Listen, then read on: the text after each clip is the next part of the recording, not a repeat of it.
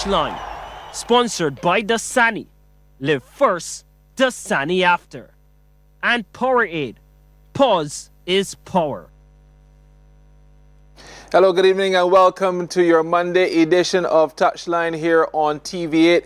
I'm your host, Damien Best, and it's been a busy week in the Premier League here in Barbados. Thanks so much for tuning in. Of course, our show sponsored by the Barbados Football Association first and foremost, and Dasani and Powerade.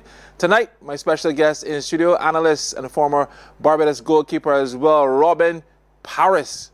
Good evening to you, Robin. Hi, good evening, David. Good evening to the listeners and viewers. Yeah, fantastic. And we've got so much to talk about. We had action over the weekend on Saturday, and then we've got action tonight as well, Monday night, and spread out throughout the week. We're going to pause, though, and come back in just a moment. And when we come back, we take a look at some highlights from a doubleheader on Saturday.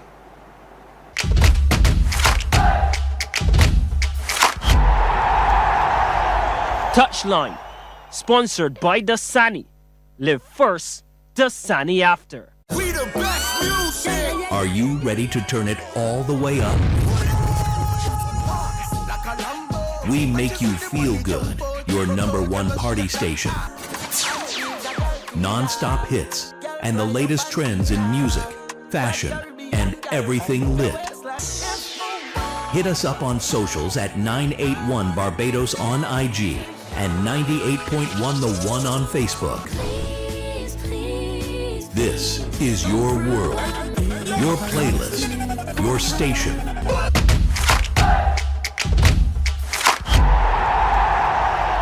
TouchLine, sponsored by Dasani. Live first, Dasani after. And Powerade. Pause is power. Well, back here on TouchLine on TV8, I was telling you about those highlights coming up, just to look back at what transpired over the weekend. But let's get a bit of a discussion before we head into those highlights. Robin, Weymouth Wales back in action, Paradise as well. Those two teams doing the right thing. Very and contrasting victories. Yeah. Paradise in particular, ruthless 7-1 victory over St. Andrew Lions. Lions in the relegation zone, and then we had Wales coming back and securing the 3 points late on. Let's start with the Paradise fixture first of all. 7-1 versus St. Andrew Lions. What a performance. Yeah, definitely. Very clinical. Young Thorpe and Haywood from Paradise had a field day against the bottom of the table team. Doing what is right, finishing them off, killing them off, and some good goals, especially from Thorpe, who's #9 marksman for Paradise. And they just got the 3 points and put the pressure on Wales, who were scheduled to play after. But good clinical finish by Paradise, and St. Andrew continued to struggle. Well, let's go to those highlights we were telling you about. Of course, it started with Paradise versus St. Andrew Lions, and then followed by Weymouth Wales. Paradise in the blue versus St. Andrew Lions. This is the 2nd minute. Ball slipped through to Sharon Hoyt, who takes a touch around the keeper and finishes into an empty net. The Dover-based boys up 1-0. 20th minute now, Paradise coming forward again. Shaquan Clark this time to Shamari Harewood. What a thunderous strike. No celebration needed. That was expected. 2-0 the score. Things went from bad to worse for the Lions, who were tamed all around. The high press working for Paradise. Kamal Griffith nutmegs the keeper. Paradise 3 to the good. Lions grabbed one back before the halftime break to make the score 3-1. Derico King finds Terrell Nightingale, who squeezes it in. Second half, switch avenged. Paradise running rampant. Griffith in behind. Initial shot is saved, but the rebound finds the back of the onion bag. The score was 4-1 at this stage, but you can make that 5. Lions just can't contain the Paradise onslaught. Hoyt with another slice of the pie. Life nice in Paradise. Harewood got a second to make the score 6-1, but Paradise got one more for good measure. Shaquan Clark with a damaging blow. Paradise 7, St. Andrew Lions 1, the final score. Let's move on to the nightcap. Weymouth Wales in the green taking on Britain's Hill. We go straight to the second half after a goalless first 45. Corner swung in. Last touch off from Albino. Wales lead 1-0. The score was 1-0 up until the 90th minute. Then Britain's Hill found the equaliser. Corey Hoyt with a brilliant header. Listen to the crowd. Paradise smiling as well. But believe it or not, that smile turned upside down as there was late drama. A few minutes later, Wales pushing for the winner. Somebody call the fireman. Rashad Jules with the jaws of life, cutting Wales out of this hole. The worldy turf erupts. Paradise players in the stands bury their faces in their hands. Wales 2, Britain's Hill 1. Yeah, the voice there, our producer there, Anmar Goodrich, boys tonight. What a performance though from Wales there towards the back end. Let's start with the Paradise fixture first of all.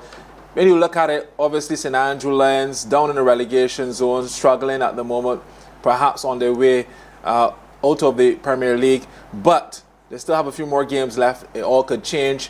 We know Paradise would, come to the fore in this fixture. 7 goals, braces for Sharan Hoyt and all the rest of them. What do you think about the overall context of the game? Important one, and starting on the right foot. I think it was important for Paradise to start on the right foot, which is offensive. Score as much goals as possible. Don't think about playing the defensive third at all, but start the attack in the attacking third, play around the ball a little bit, and create those chances for young Thorpe and Haywood, etc. And you could see the 7-1, and it was really good to see them finishing well, taking their chances and really grasping those 3 points along with the 7 goals for. So it was a good turnout for Paradise, a good statement, a good message they sent to Wales that whoever slips here will slide. Bearing in mind there's still about 10 games to spare. So all in all, it was a good game for Paradise and Maria Hart. It's good to see that he can still get the Paradise team together, keep them together, keep that cohesion going, and it will go down to the wire.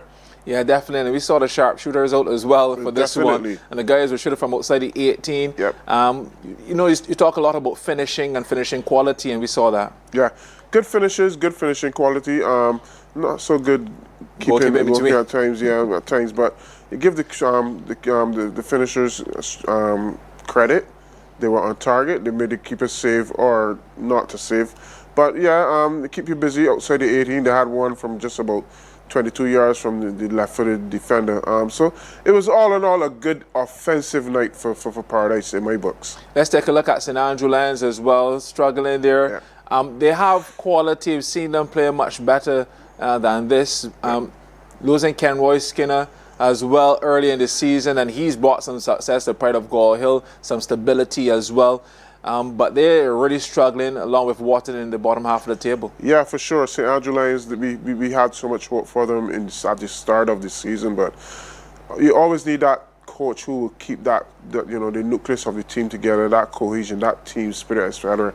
And Kenroy brought that. From the time they lost Kenroy, they just lost that zip, that desire to survive. And they're just going through the motions at this point. All teams are led by, as we keep saying, Damien, are led by good coaches. Maria Hart, Juggy Ford from Britain's Hill. We could go on and on. And now Kenroy has switched from St Andrew to Christchurch in Gall Hill. And you can see he's brought that cohesiveness that the young Gall Hill team has at this time, and what they need to get out of the relegation. Yeah, definitely. They're somewhere between the mid-table there. They're trying to keep up along with UWI and a few others. So as you mentioned before, some more games still to come here in the season. It's going to be a long one. But then we also got to take a look at what is coming up this week as well. They've got some other teams who could change the shape of the table in particular. But we must say that Paradise do look the part. They could press Weymouth Wales, but Wales, as we know, as you saw, never say die. Too much depth. What would they call him? The fireman? The young, also called young Rashid Jules. But his finishing powers are great. The movement of the Wales team, that cohesiveness, always on the move, always rotating. Even if their players get caught out of position, they're always, giving you that killer pass, that chance, operate, creating the stuff up front for the strikers, etc. And you could see that they're being more consistent, I keep saying, being more deadly, being more hungry. Probably the best thing that happened to Wales in the first 3, 4, 5 games of the season is that they dropped some points. Get them off of that little pedestal which they had during the CONCACAF run, etc. And they've gone back to the dressing room. They've gone back to the drawing board. I've seen them doing the after game gym sessions, recovery sessions, stretching sessions, the SS3 sessions that could keep them together, keep that team spirit together. But more importantly, they're taking care of their bodies, etc. And it's going to be an interesting finish for me, Damien, but it's going to take a lot to beat Wales. Having said that, I would love to see Wales and Paradise play again, though. I think the league deserves that. Yep. It's gonna happen at some point in time, but we must focus in on a key man as well, Rashad Joe. Second time that he's really rescued this team. He rescued them against a Paradise before, and now he's come to the fore here with Britton Sill, really looking to have a share of the points in time, added on at the end to bring it home. Correct. And one point to note, he was injured. Then he took some time away for the game for personal reasons. And you could see Wales miss that marksman, miss that go-to guy where they lost a few games, etc. But he's back now. You can see his movement off the ball, his experience. He's a former national cap. And he's brought that inspiration, that leadership that Wales need. That's probably the link between winning and not winning. Yeah, I watched a little bit of the Britton Sill fixture in the first half. I was telling myself, they've been so good so far along, but then the little mistakes in between, especially the first goal there against Wales, free at the back post, free header, and then it all, from there, Fabian Wharton was urging the troops on, telling them they're still in the game, and the belief only came towards the back end. 90 minutes, Corey Hoyt. Correct. Corey Hoyt, very good footballer, very good striker, very good sportsman as a whole, but those are the 1%ers. You have to play for 90 minutes. When you're playing against the Wales and the Paradises, up against the Hoyts and the Rashid Jules, you have to be able to play for 98 minutes, 100 minutes, that extra minutes of the game. So in other words, you have to be able to play right through, not give them any kind of opportunities to get back in the game. One sniff and they could be back in the game and throw you right off. So again, hard luck to Britton Sill, but it's that kind of mental approach that they need to really get going within their camp. How they approach the game, how consistent they can be, how consistent Mr. Warden or Jaggy Ford could have them playing. But not a bad effort by Britton Sill. Third, fourth in the table, still close. Still a lot of games to play too, David, like 9-10 games. We were predicting that it would have been over last week, but looking at the fixtures, it's still a lot of games, still a lot of football. Definitely, and Weymouth Wales' next assignment will be Ellerton at the Turf come Sunday as well. So it's going to be interesting to see how they will perform. Yeah, Ellerton has their knack for peaking for these games, for making it interesting. To their credit, they've played Wales well for the last couple of years. So you never know. Another upset could be on the cards. It could make the league a little interesting too. And I predict with these 10 games, we will have a little upset here and there. And if we can have Wales playing at the same time as Paradise or maybe Britton Sill, etc., it can make continue to keep the league interesting and poised. So they've got to play kickstart as well in between there. So kickstart, not all out of it. I spoke to Ronaldo Jilks earlier, and he was talking about he's not disappointed with his current position. They did have some hiccups in the season for the push, probably to have a taste at the silverware, but not bad at all, and they're on a run as well. Ronaldo's approach is a little different from the average Premier League team. He wants to compete. Yes, he wants to win. That's first and foremost. But he also wants to export some of his players. He wants to send them on trials. His vision for his club is a little different. So sometimes he might, he might give up 3 points inadvertently just to when he loses a player, etc. So all in all, for him, he will be not that he has given up on the Premier but he also has a bigger picture that he's trying to fulfill, and I can understand that from a development point of view. But still a lot to play for. I don't think mentally he's as strong as he would like to be, or as physically the team will be like. They're not. They don't think that they can be in a stronger position that they want to be. So they'll just keep pressing on and pushing on. And Paradise have Wharton and Britain's Hill next. So, you look at those fixtures. Remember Wharton down in the bottom, but they're fighting on. One win, one draw. You never know what could happen there. They could be very, very stubborn. Correct. Wharton Paradise, over the years, that Christchurch derby has given us a lot to play for. And you never know, Paradise waking up on the wrong side, it could spell trouble for them. British Hill is also one of those teams that, a little inconsistent. If you catch them on their good night, they could spell trouble as well. So still all to play for, still a lot of points in the bag that need taken out. Yeah, we know we've got games going as we speak as well. We've got a lone fixture, rescheduled match. Bagatelle taking on Ellerton. And the big news from the BFA Technical Centre is that Bagatelle are currently leading Ellerton 1-0 after 54 minutes. So it's kind of that situation where these teams tell themselves, this is my opportunity. Correct. To stick someone who has the potential to go top. Who would feel it? Who would feel it? And knowing Norman Ford, he's probably playing all of these games like it's his last game. Leaving it all on the pitch, getting technically and tactically ready. So it would be a good test for him, good test for British Hill to see how they react for being 1 goal down and seeing how the other games go also.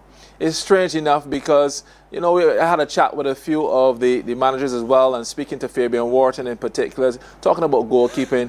We had a chat about that, Robin. I don't know if you can hold a few clinics or what will happen, but we missed that kind of excellence between the sticks. I keep getting these hints about, we need some goalkeeping workshops or goalkeeping sessions with the keepers.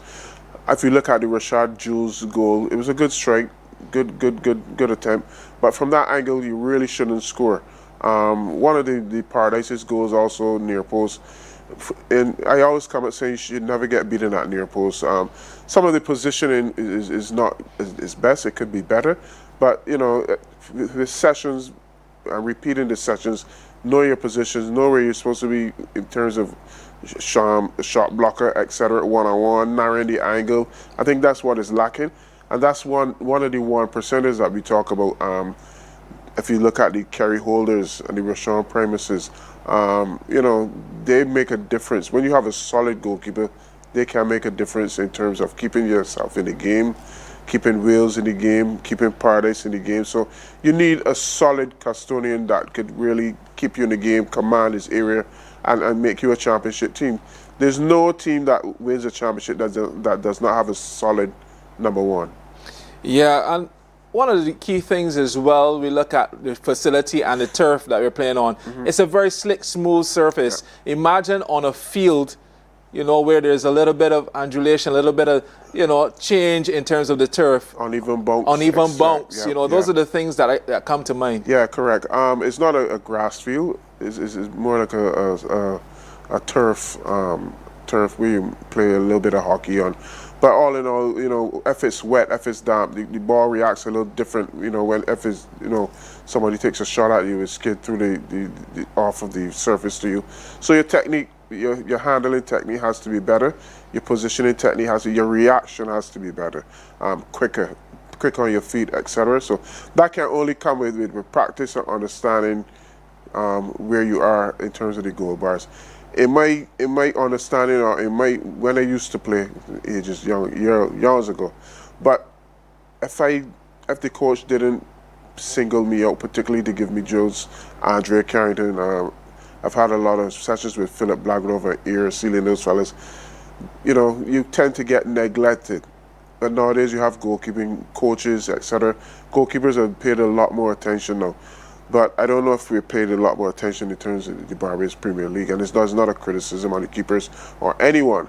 I just think they need to get a little more technical and tactical as well. Because we keep saying about playing with your feet as well, Damien. Yeah. Playing with your chest, any part of your body. You just need to get solid. You just need to create those keepers that can be trusted throughout the game. Yeah, definitely. A lot said in this segment of the show. Of course, we're going to take a pause here. When we come back, we're going to have the goal of the weekend for you, as well as taking a look at the point standings. This is Touchline.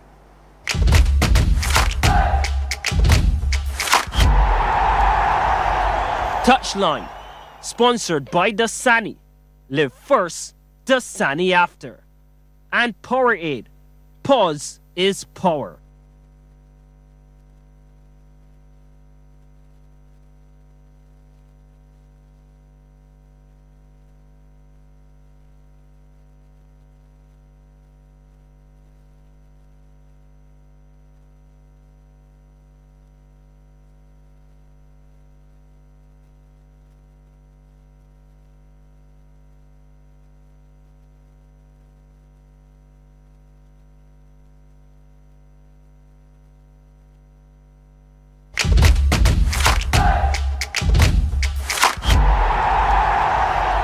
Touchline, sponsored by Dasani. Live first, Dasani after. And Powerade. Pause is power. Welcome back to Touchline here on TV8. Yours truly, Damien Best. I've got Robin Paris in the studio with me. As I mentioned before, we're going to take a look at the points table. Remember, it's very, very close.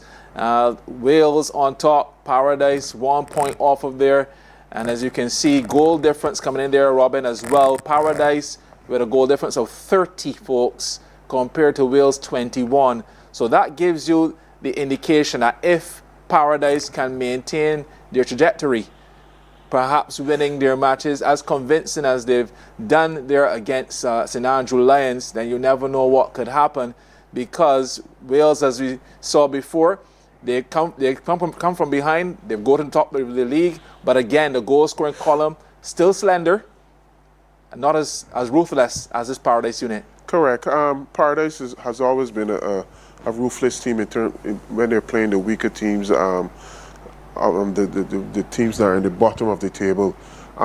They just beat St Andrew Lions 7-1, which would have boosted their goals for.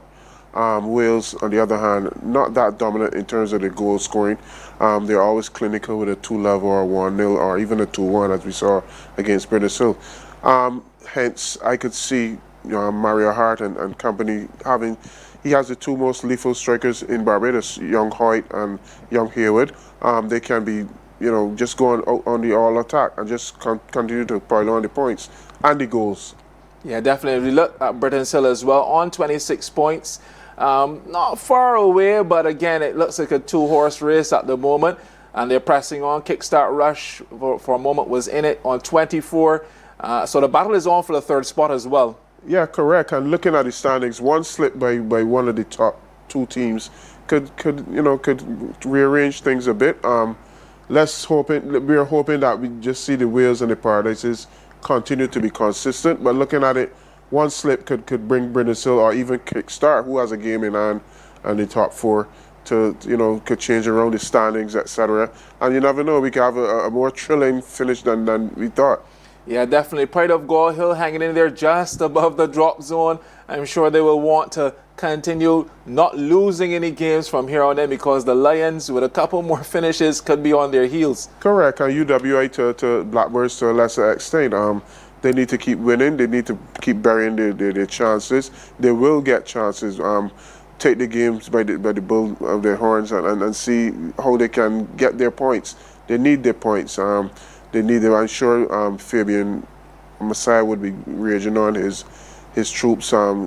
Normally, last couple of seasons, he have finished about third or fourth, or even mid-table. Now he's just above relegation, and if he slips a little bit, he can slide a little bit.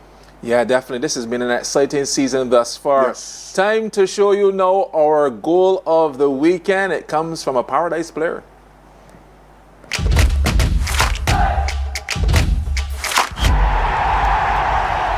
Touchline, sponsored by Dasani.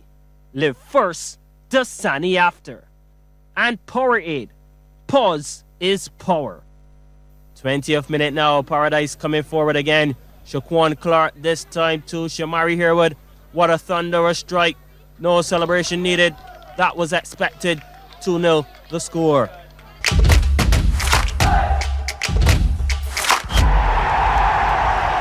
Touchline, sponsored by Dasani. Live first, Dasani after. And Powerade. Pause is power. So there you have it. Shamari with the goal of the weekend. We still got games going as mentioned before. Bagatelle versus Ellerton on the way at the turf. And then coming up on Thursday, we've got another set of matches. But let's look at that points table one more time because Ellerton, a victory here. They move closer as well. But in the bottom half, you've got a kickstart playing Pride of Gall Hill. That will be a tough assignment too for Pride of Gall Hill. I do think that the Pride of Gall Hill team will want to pull out all the stops as I mentioned before. They don't want to misstep anywhere in terms of this fixture. And then you've got that Wharton UWI Blackbirds fixture, another key one too for UE. Correct. All these games in terms of the relegation or even the top 4 teams. But for the relegation teams especially, they need to get as much points as they can. The UE, the Whartons, the Bagatelles even. It'll be good for them to get their step going. You don't want to leave it to chance, and and next day they're relegated. So they want to be consistent. They want to keep the points. They want to score their goals and get from in the danger zone. And a quick word on Division 1. I know you'll be following Division 1. Tell us who's leading. Well, from my recollection, Pro Shotters will be leading, followed closely by a club called Empire. I'm not sure if you've heard of it. But no, it's been fairly competitive. Pro Shotters, Empire, and a couple other teams in the bottom. And it seems to be shaping up as a good season as well. I know they play at different grounds, Passage Road, Greens in St. George, etc. So it's a good everybody trying to gain promotion, trying to get to the Premier League. So it'll be a good tussle for them. Good luck to Empire and even good luck to Pro Shotters. Yeah, definitely. So the battle continues on in the BFA Premier League and Division 1. So football all around the Barbados, very, very active. Go on out and show your support. Remember, we've got action going on at the turf. Ellerton versus Bagatelle. Still 1-0 to Bagatelle after 60-plus minutes. Ooh. It's going to be intriguing there if Ellerton drop points and Bagatelle secure that much-needed win to elevate themselves in the mid-table. This has been Touchline for sure for another week. Going out and continue to support the BFA Premier League, as I mentioned before, and all the other divisions. Robin Paris, it's been a pleasure. Some will say that you're half naked here in the Touchline studio. I was waiting for the comment. Shirt, but I was waiting for the comment, and I've been bold enough. I've declared my hand. I've decided to wear the shirt, and I'll take what I get. Thanks for allowing me being on the set. But it's once in a while, because Tottenham are also fighting relegation in the Premier League in England. Yeah, so the fight is on. The fight is on. Will you survive? I'm confident that we will survive.